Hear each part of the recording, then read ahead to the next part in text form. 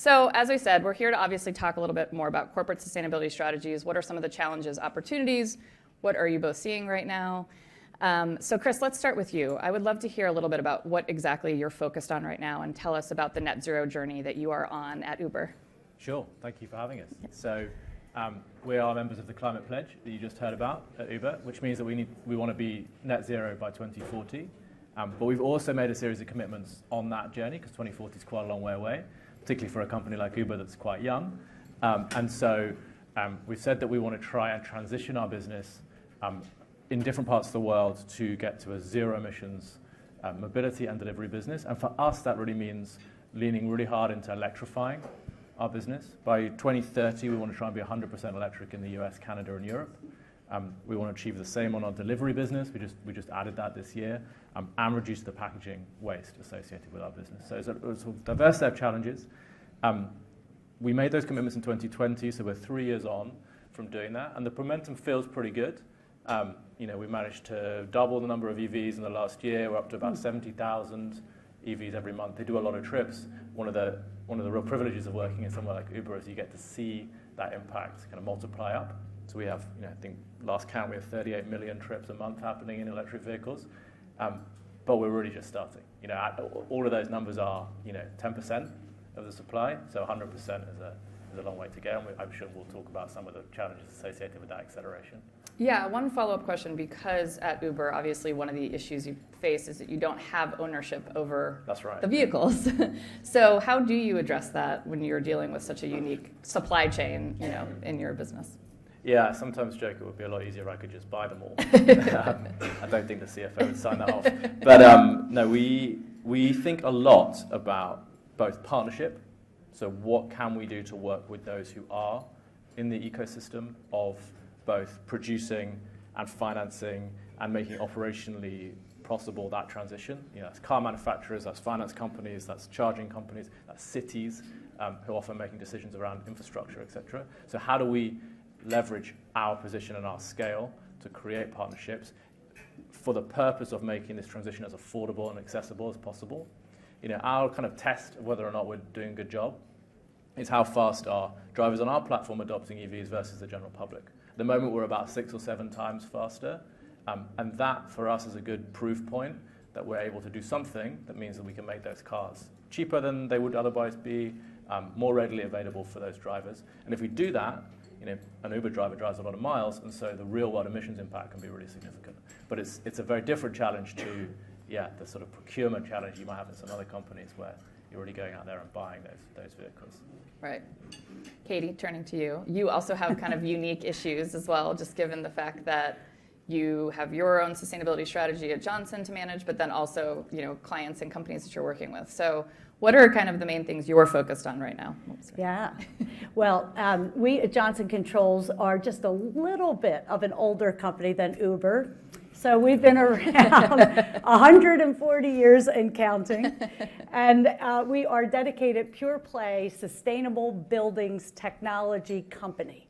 Look at everybody jumping out of their seat with excitement. But that is related to one of our challenges. Our challenge includes putting ourselves on the map in terms of the core strategies around decarbonization. So we're all focused and worried about the hard to decarbonize sectors. We're here to say buildings are the easy to decarbonize sectors. But so the stats tell us we got to get going, because right now buildings are almost 40% of global greenhouse gas emissions. That's the tough message. But the good news associated with that, once we can get people's attention about buildings, is that we have the technologies today. It's a trifecta of technologies. It's about efficiency, electrification, heat pumps, and Chris had to hear my heat pump groupie kind of cheerleading yesterday, and digitalization of buildings. The further good news is when we can get our issues out of the basement and into the boardroom, cutting carbon in buildings actually cuts costs rather than incurs costs. We've been working with customers, for example, for more than 20 years, and 35 million metric tons of carbon cut with almost $8 billion of energy and operating cost savings. So for us, we're on a mission to just get that message heard so that we can use efficiency to free up capital, both to drive businesses, but also to achieve goals like we are all working on here, the tripling of renewable energy investment and capacity, for example. So wringing all of that wasted money out of wasted energy, cutting the carbon and putting that money to work to further accelerate carbon progress. Amazing. So one of the things I feel like, and I'd like to hear if you agree with me, is that we're in a bit of a challenging time right now in sustainability. I think there was a time where everybody got really excited and everybody wanted to share all the things that they were working towards, and then greenwashing claims became this really hard environment for companies to try to manage, and then people got really scared because a lot of people were getting, in trouble. So then green hashing became a thing, and so now I think we're in this environment where people are really scared to speak up and talk about their journey. And I think we all think it's really important to be able to share, because how do you learn and grow unless you're having that opportunity? So I guess it would be great to hear, is there an example for either of you that you felt like there was something you were working towards and you had to pivot and change your strategy, and then how did you communicate that publicly in a way? And did you feel like, is there an environment where you felt comfortable and safe to really have that conversation, or do you feel like we could start to build a bit of a more collaborative environment to talk through, changes? So Chris, why don't we start with you? And that's a long question, so you can kind of take what you want in there. It's a good question, though, and I think it's, there's certainly a pressure that exists. I think it's a healthy pressure. I think we are past the point at which just promising things a long time in the future is kind of enough.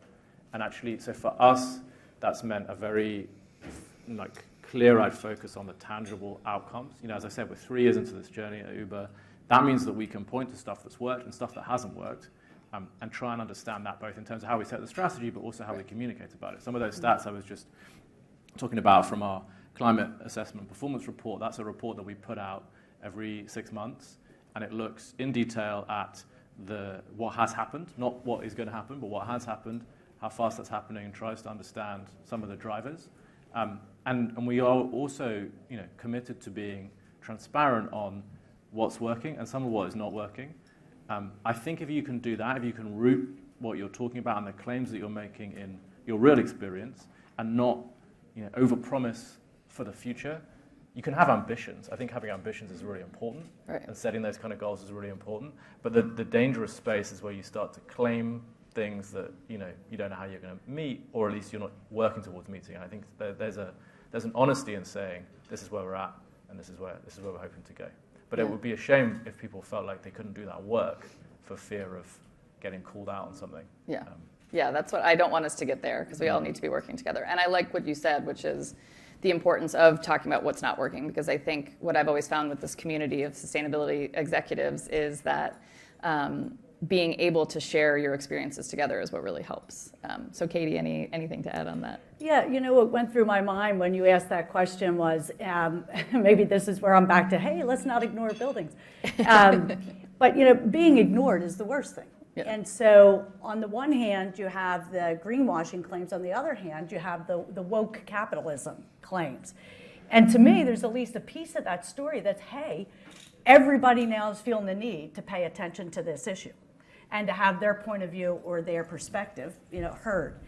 And I think while people may be a little more cautious about what they put in press releases, et cetera, there's a whole lot of things conspiring in the macro environment to take ESG climate action from business peripheral to business critical.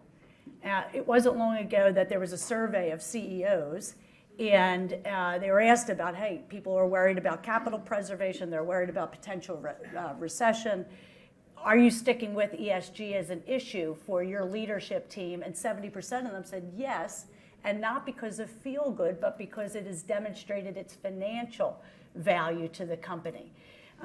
We see every day, as I had the privilege of meeting with Johnson Controls' big team here, so many of the, especially young people, came up and said to me, it is because of our purpose in helping drive and tackle climate that, I mean, obviously in a burgeoning economy here, they could go anywhere. So, bottom line, attracting and retaining the best talent.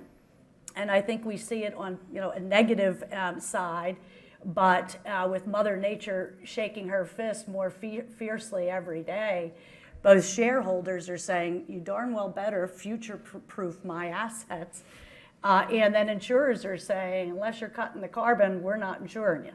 So you put it together, and I think while there is a turbulent political environment, when does that ever happen? But today, as an exception, some of the fundamentals of this issue are really taking hold in a way that they really are becoming business central, business critical, and of essential financial value to a company as well. I'd like to turn to partnerships, I think, and hearing and doing a little bit of research on both of you, it sounds like you both lean on them pretty heavily and have some great ones that have helped you with your sustainability strategies. So, Chris, going back to you, do you want to start with just talking about the role of partnerships and what that's played for you? Yeah, absolutely. And you're right, it is critical for us. I alluded to some of that earlier when I talked about that ecosystem. As a marketplace technology company, we have to rely on partnerships in order to make the change happen because we're not directly invested in a lot of the technologies and a lot of the industry that's going to make that happen. Maybe a good example would be on the vehicle side. We have partnerships both with manufacturers and with the companies who are interested in getting those vehicles to the drivers. We did a big tie-up in the US with Tesla and Hertz, where we said, okay, we'll go and work together. For Hertz, that means that's a rapid decarbonization of their fleet of vehicles. They can put those to work on the Uber platform and get reliable rentals through that platform. And for Tesla, it's a big order, it's a big opportunity to move a lot of their vehicles. The three of us coming together means that you can get a vehicle that people love to drive and love to ride in at an affordable price for drivers. And that's one of the things that's really seen us be able to accelerate those number of electric vehicles. We're trying to do the same thing on the charging side of the equation for decarbonizing. We can't make this transition happen unless it's easy and affordable for drivers to refuel their vehicles, and that looks very different in an electric car than it does in a gas car. And we need to do that on the delivery side of our business too, where we're starting to think about both how do we decarbonize that business and how do we reduce the packaging footprint associated with delivery. We, again, are not in the packaging industry, right. And so we're going to need to partner with the merchants who work through our platform and with the people who produce that packaging. So partnerships is absolutely central. Yeah. Do you find, too, just as a quick follow-up before we move on to Katie, that they actually, do you learn a lot from your partnerships? Huge do you amount. feel that Yeah. it helps you in ways that you hadn't before?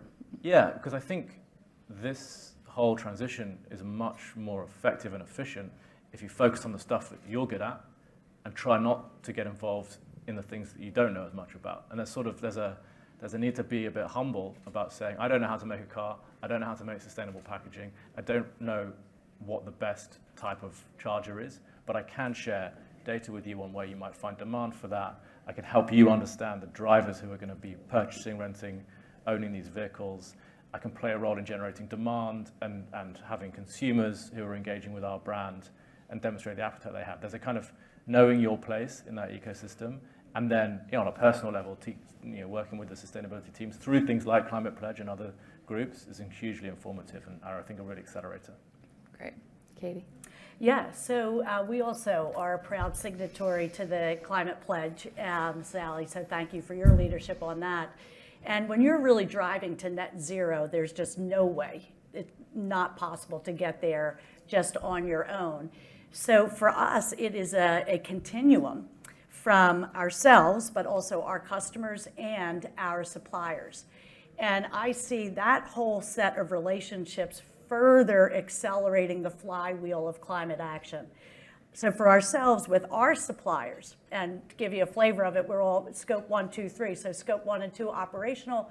Scope 3 is the emissions associated with our products in use.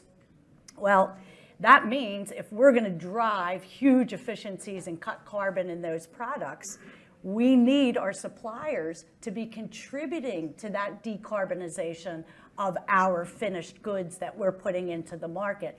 So we changed what we were doing with respect to our supplier relations about 2 years ago. We always had a little supplier survey, but we stepped aside from our own survey, and we're partnered with one of the great organizations certifying supplier sustainability. It's called EcoVadis.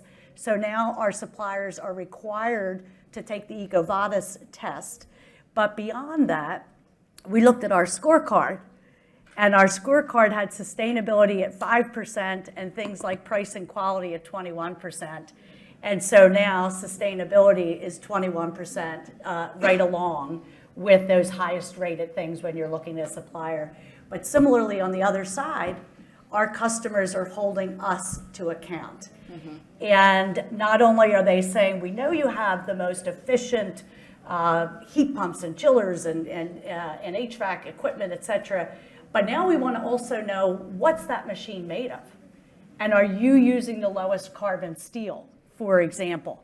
And I'm thrilled that this year on year, we saw a 400% increase in the number of our customers, people we want to be a supplier to, demanding to see a third-party independent score or assessment of our sustainability performance. So every piece of that value chain is now mutually reinforcing towards accelerated action. So we're all a COP. I think policy regulation is also something that's becoming more and more of something to pay attention to, needing to start to collect data, maybe proactively for some of the regulations that are coming globally. Can you share a little bit about part one, what you really hope to happen at COP and see come from COP, and part two, what are you doing to kind of deal with the regulations that are coming, down the pike in different parts of the world? So, Chris, we can go. Katie, if you want to go first. Yeah. Sorry, I keep on going Chris first. I'm like, we can mix it up a little. Katie, your turn. Good ideas from him. I know. Really? So, first of all, I am just thrilled with the energy, the dynamism, and the forward momentum that I'm feeling here. And if Johnson Controls is old, 140 years old, I'll age myself. I've been either negotiating climate treaties or coming to COPs for 30 years. And when I see the kaleidoscope of participants here, some numbers have it up to almost 100,000 people saying, climate's my priority. I'm showing up. I'm going to be heard. That gives me great joy, that alone. And I think on top of that, there's some very rich substance that is coming together here, that tripling of renewable energy. And don't forget the companion piece, which is the commitment to double energy efficiency, in addition to what we've seen on methane, the moves with respect to coal-fired power plants. The Buddhists have a saying that the journey is the destination. Sometimes with these kinds of complex negotiations, the process is the prize. The fact that this remains every year, CEOs, you have to pay attention. Heads of state, you have to pay attention. You have to show up, you have to turn up, and you have to produce. And so I'm very optimistic that this is going to be another COP that doesn't solve the problem, but it fuels zero carbon fuels the progress forward. Amazing. Chris? Yeah, I would definitely agree with that. I think just the level of participation is obviously increasing all the time, and the sense of urgency. And I think that is, both felt here amongst the participants, but also just a lived experience for so many of the people here. And any sense that this might be a future problem is, I think, long since gone away, and it's very much a problem for now. I think in terms of, so on your question about policy and regulation, that's absolutely crucial to both making the transition happen quickly and ensuring it works, globally.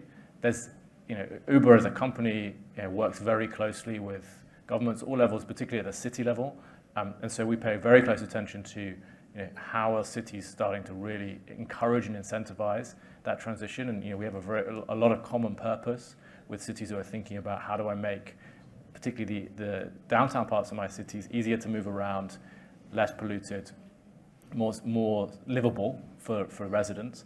And so we work very closely with trying to think about ways in which you can do stuff that makes that transition happen faster. And we see a really strong correlation between the cities that are taking tangible actions to encourage the uptake of cleaner vehicles, different modes of transport, and the progress that we can make on our platform. So that's super important. On the reporting component particularly, I think there is, and I talked about transparency before, there is clearly a need for companies to disclose their progress, both in kind of quantitative terms and sometimes in settings like this in more qualitative terms, and to do that in as standardized a way as possible. Nobody wants to be reporting for the sake of reporting, like all of that stuff needs to be driving action, but absent that data, it's not possible for people to look at it and critique and push, and you want to welcome some of that pressure, but also understand just the impact that we're having. And I think some of the things that's most motivating about being in these settings is hearing the details of that journey for different companies and thinking about the extent to which when you aggregate that up, there really is very meaningful progress towards the decarbonization of lots and lots of organizations. And that's maybe sometimes lost in some of the anxiety associated with, are we going fast enough? Is the treaty strong enough? Is the language right, etc. Great. Well, we are out of time. I feel like I could ask you a zillion more questions, but hopefully after this next session, you can grab them and ask any additional questions that you might have. So thank Katie, Chris, thank you so much for joining us. Thank you, Meg. Thank you. Thanks, Meg.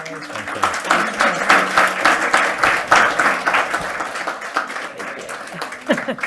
All right, now I would love to welcome to the stage Maria Mendeluce from We Mean Business. Good to see you. Hi. Hello, welcome. What a great room, huh? Yeah, I mean, I know, look at this. Yes. It obviously is packed. People are excited. So you obviously just heard the conversation with both Chris and Katie. You know them, so I'm assuming that you have worked with them. I would like to start, I think, with where we started and asking you a little bit more about what we just talked about, which is we had the trend of greenwashing, then we had the green hashing. How are you working with a lot of your partners to help encourage them to stay the path when things is good the enemy of great the enemy of good? And are you feeling, how are you helping your partners just stay the path when things seem a little scary sometimes? Yeah, well, thanks. I mean, first, thanks to Sally and the Climate Pledge for organizing this event and for the leadership of Amazon in driving 400 plus companies to advance net zero to 2040. This would have been unbelievable a few years ago, and here we are. And I tend to think that maybe this COP is like the Paris COP. And I'm sorry, but the elephant in the room, well, it's not anymore. The flavor of the COP is the fossil fuel phase out. And if we have that on the text, then it's like on the on Paris Agreement. We didn't have a plan, but now everybody has a plan. So the same, everybody will start to have a plan on how to phase down fossil fuels. So this is a critical COP. So in terms of corporate leadership on climate, I like numbers. So we have a couple of initiatives that are quite important. The Science Based Targets Initiative, there's around 6,000 companies that have it. We have the Climate Pledge, 400 companies, and we have the SME Climate Hub, which we created at Women Business, 7,000 SMEs, small, but that are taking action. And that's great. But there are millions of companies out there. And there are many that are not part of these initiatives, that are doing things, but still there are millions. And so what we believe at Women Business is that if we mobilize companies to show that this is possible, policymakers will put in place regulation that they will impact millions, and that's how progress will happen. Progress that we all want, because those companies are part of your Scope 3 emissions. So this is all together. It's everybody's responsibility. So I tend to, and yesterday I had the honor to speak in front of the UN Secretary General. And I said, it's all good, that integrity matters, but I think what it matters as well is that you point to greenwashers, because saying that business are greenwashing, that is not helping us, because there are great companies doing great things, and then I'm sure that sometimes you are in this awkward position. It's all greenwashing. I'm like, no, it's not greenwashing. I'm investing, I'm risking, I'm convincing my board, etc. So that's one part of the story. And that has led, as he has said before, that some companies said, prefer not to say anything because those that are not doing anything are not on the newspaper, are not being accused. And that's the biggest stupidity of this place, right? Because we need companies to speak. We need transparency, and we need more companies to take action. Now, when we look at performance, so someone said before, we just need to be quite honest on explaining our performance, because sometimes business say, and I have done this amazing plan, but then what about the rest? How can we put things into the bigger picture? And organizations like mine, and I'm also on the board of SBTI, we have not done our work. Okay, I hope at the board they don't kill me, but we haven't given you all the rules of the game. And because we are making those, you know, as we speak in some areas. And one of them, for example, is we don't have a reporting framework for SBTI, because these are 5-year targets and how our company is going to report. We're going to be working on it, okay, but it's not here. So sometimes I feel for business that you are super committed, but then it's not very clear sometimes. And you just need to make assumptions. And you come often to me and to my peers, and we say, yeah, well, this is, you know, we need to improve. But as I was saying to Daniel on the car, I mean, we have a huge responsibility at the NGO side of giving the rules of the game and do that quick. Because we're talking about millions of investments. Yeah, and to your point, we started to touch on a little bit in the last question in the last session about data, reporting, transparency, regulation. Obviously, data is a huge piece of how you offer the tools to partners. So what can you say for the role of data and how that can help move sustainability forward? My first job was a statistician, so what can I say? You like data. I love data. I did a PhD afterwards. It was all about data. But come on, I mean, you know that if you measure, you can manage. If you're transparent, you can compare. And there's nothing that you like more as business and as humans is to be the best, right? And you can only do that if you can compare the data. So kudos to CDP, okay, for doing what they're doing, for aligning us also on a voluntary setup. Now we have the different regulations that are coming, and in that sense, for us, it's very important that ISSB sets the global baseline, because you as companies want to report similarly in every geography, and you don't have to be, you know, it's complicated, right? And then there's the story about the Scope 3 emissions, right? Yeah. Which is, that's the biggest challenge. And I often say that, and I say this to governments, that it's all good, all the scrutiny on business, but, you know, business are doing the Scope 3 emissions. Countries are not. Countries are only doing Scope 1 and 2 emissions, okay? Right. So it is true that most of your emissions come from Scope 3, so you need to do it, okay?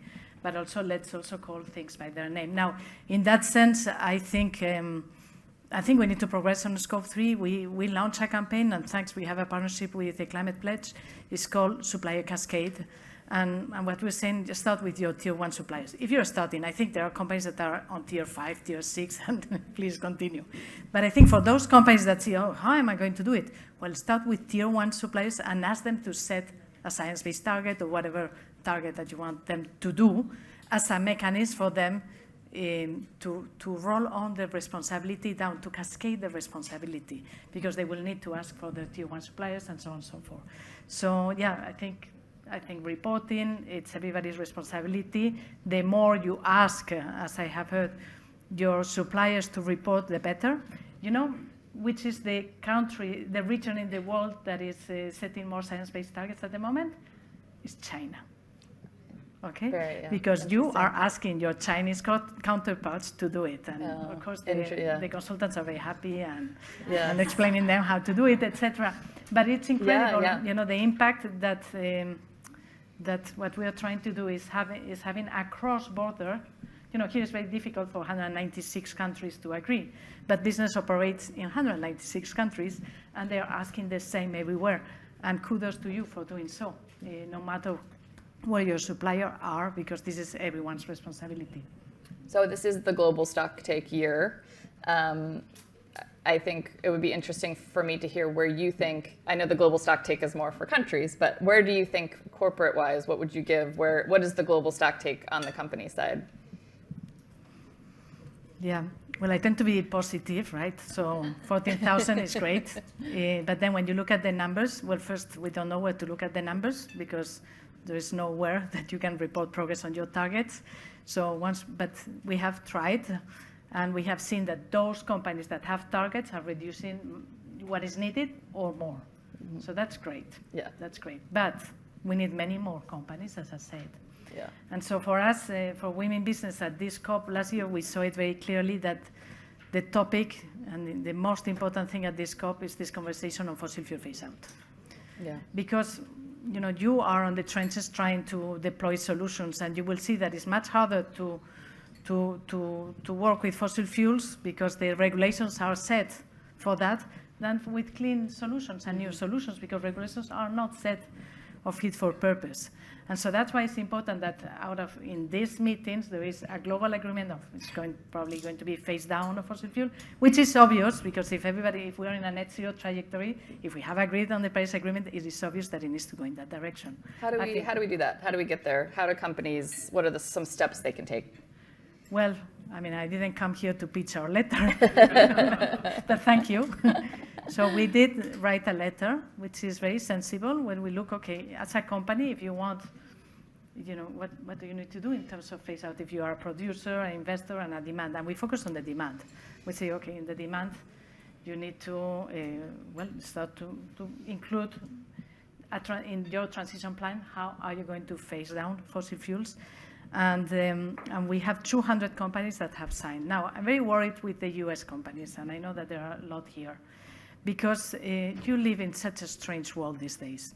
And so even me, we had to review the letter like 10 times with the lawyers, which we never do this at Women Business, because maybe we will be subpoenaed, because some of our peers have been subpoenaed. And I didn't know what this word meant, and I don't want to know more. And so we don't have US companies signing the letter because we are in an election period. And how are you going to have 10, 20 years plan, and you just need to, during certain parts of the year, not say anything and not speak up? We need the American voices to speak up.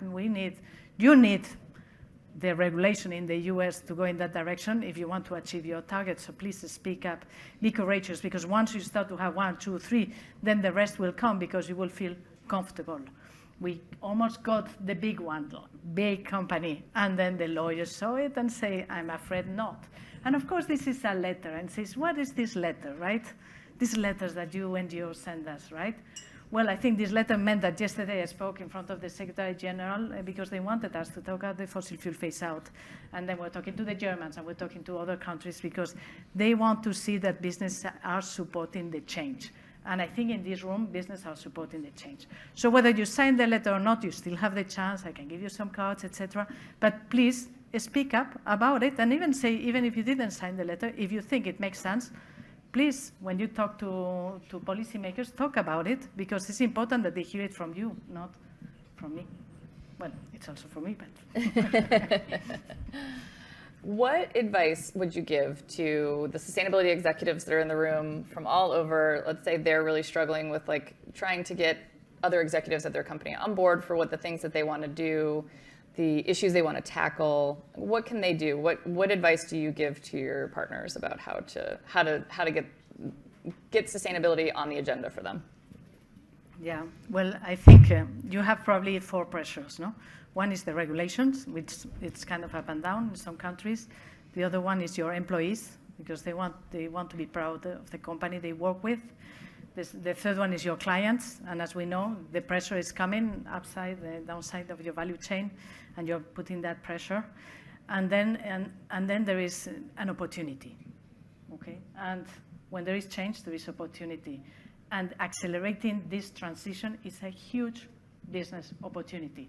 So as business, you need to convince your executives, but I'm sure that, when there are these letters or these SBTIs or this scoring, and you show the competitor that is going into that direction, they say, oh, and if you show them that someone else is doing better than you, and that's why you have to invest in certain plans, you say, okay, maybe. So there is, the tricks on how to get there better than me, but I mean, definitely, I don't think there is any business in the world that doesn't think that we need to tackle climate change, and I suppose some see it as a threat, but I think that people in this room probably see it as an opportunity. That's why you came all the way here. Yeah, absolutely. So what's your one, I mean, I think I know what the answer to this question is going to be, but I'm going to end with it anyway as our last question. What is your number one hope that you want to see come out of COP? Has anyone else wants to say it? We can say it all together. Fossil fuels. Yes, no. So I think, it would be ideal that the tripling of renewables, doubling energy efficiency, and fossil fuel phase down is included in the text. And ideally, I want people to understand that the fossil fuel phase down, it's a risk management approach, because we need to have an orderly transition. The more we wait, the more radical it will be. The earlier we start those plans, the better. I don't want to see investments in infrastructure that is going to be stranded in 5 years in Africa. Because maybe in the US or Europe we can afford stranded assets, but these countries, developing countries, don't. They have enormous debt. So let's not fool ourselves with the arguments of the just energy transition. Renewables are competitive, they are available, they are affordable, they are everywhere, and that's how countries, developing countries and emerging economies need to leapfrog. So help raise your voice, continue to do the great work that you're doing, report well, and yes, and you know where I am if you need any help, if I can be of any help. Thank you. Perfect. Thank you so much for your time, Maria.